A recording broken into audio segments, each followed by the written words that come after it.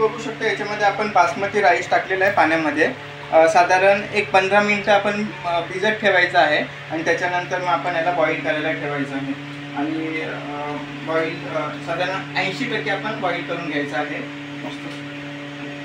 So मित्रांनो, हा boil केलेला राईस आहे तो आपण त्या झाऱ्यामध्ये काढून घेऊया। इथे बघा बेसिनमध्ये झारा ठेवला आहे, तो झाऱ्यामध्ये मस्त पाणी हे करतो आणि पूर्ण राईस त्याच्यामध्ये काढून घेऊया, जेणेकरून काय आहे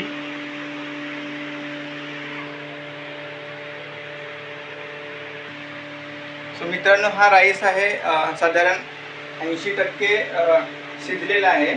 असा शिजवून घ्यायचा जेणेकरून आपल्याला तो राईस एकदम सुटसुटीत झाला पाहिजे। हा बघा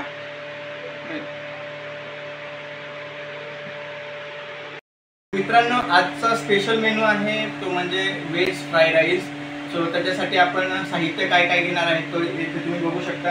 इथे आपण गाजर घेतलं आहे, मस्त लहान कट केलेला आहे, ढोबळी मिरची आहे, इवन इथे फरसबी पण आहे, कोबी आहे, इथे राईस आहे बघा एकदम 80% शिजलेला राईस।